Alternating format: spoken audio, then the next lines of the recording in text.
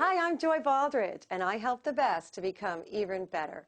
Better at increasing revenue and productivity while decreasing stress and frustration. Take a look. Her first speaking engagement, the White House, at age 19, and she got there by cold calling the President of the United States. Now, we have the absolute privilege of having what I think is one of the best speakers I've ever heard. Here to help us jumpstart our next 100 years of success, please join me in welcoming Joy Baldridge. Hi, I'm Joy Baldridge, and I'm here to bring a little more joy to your world. So when you think of stress, think of demands. And when you get too many demands put upon you, you start to get all stressed out. And then you can get burnt out. And then you get sick. Has that ever happened to you? You get burnt out, you get stressed out, then you get sick, and then you run out of sick days. I saw a bumper sticker and it said, "Ran out of sick days tomorrow, I'm calling in dead." That's just too much. And another one that said, "I feel so much better now that I've given up hope." You can't do that. Of course you can't. Churchill said, never, never, never, never, never give up. I'm making your decisions easier because decisions come hard for me. I used to be indecisive, but now I'm not quite sure. I got this when I was in the doctor's office getting my eyes examined. So, the guy says the drill. You know the drill? Which is better? Which is better, one or two? Two better, one better. Which is better, A or B? And after a while, I started to get confused. So I said, "I don't know anymore, I can't take it." And he said, "Good." And I said, "Why are you saying good?" You know what he said? "Because confusion is the step before clarity." Do you love that? I made t-shirts, they're out there. Who loves that? Confusion is the step. Is anybody going to use that? You're going to use it. I got a t-shirt for you. On the t-shirt, it actually says, confusion is the step before clarity. And I called him up because I always give credit to the people who give quotes out. And I said, "I'm going to quote you in a seminar in Austin, and I'm going to make t-shirts with a quote you said." And he said, "Well, then I'll have to call my lawyer to find out the royalties." I said, "Whoa, gosh." I said, "Well, let me tell you the quote." I said, "The quote was, confusion is the step before clarity." And he said, "I never said that." I said, "Well, I am the queen of finding good quotes when other people say them." I said, "But as long as you're saying you definitely didn't say it." I gave him a little credit. I just put, "Confusion is a step before clarity" by Joy Baldridge and her eye doctor. Because there you go. I said, "Wilson, if you had only listened to me yesterday," and he clenched his fist with rage, and he said, "Mom, it will never be yesterday, so why do you keep talking about it?"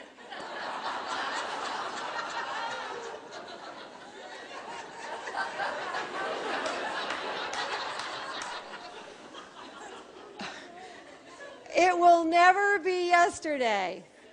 So I thought, that's profound. I better write that one down.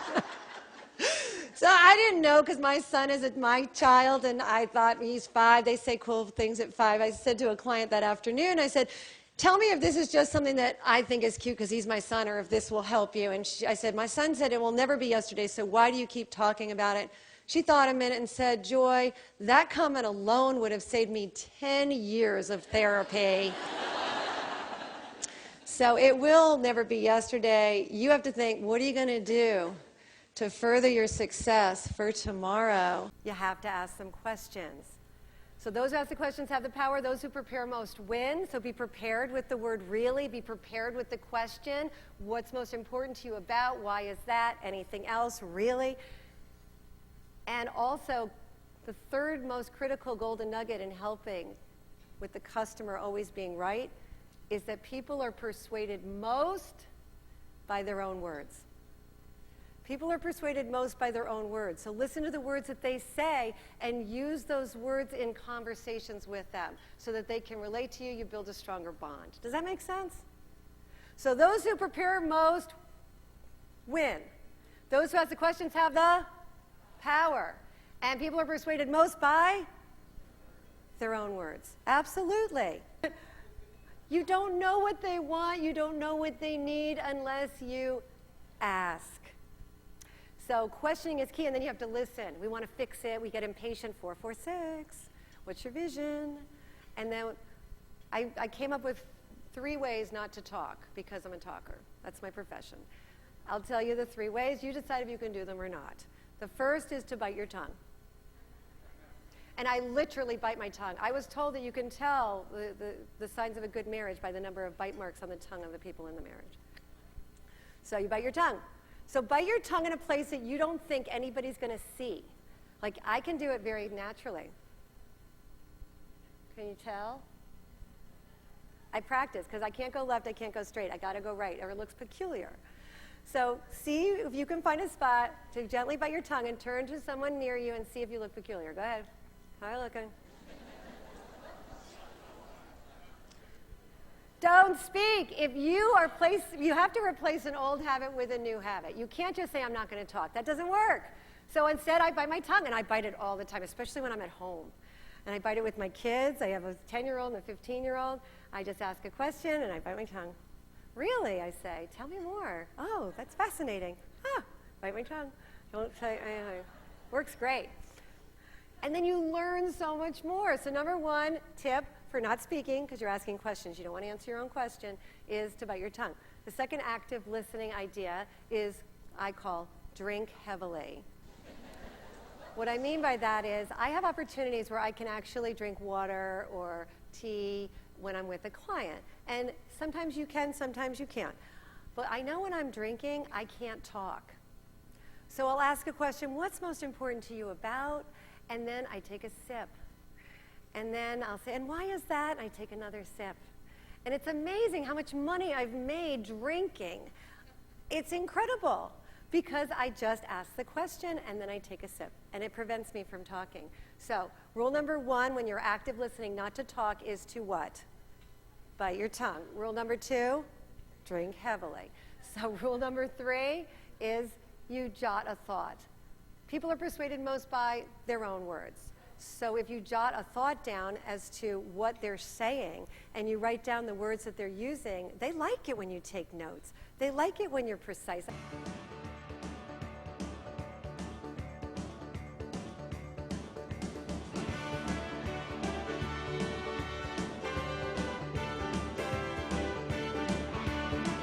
It's all in the vision. A vision of yourself, of your future. How are you going to end your year? What are you gearing up for next year? Well, I leaned over to her and I just said, this is great because this is the essence of our business.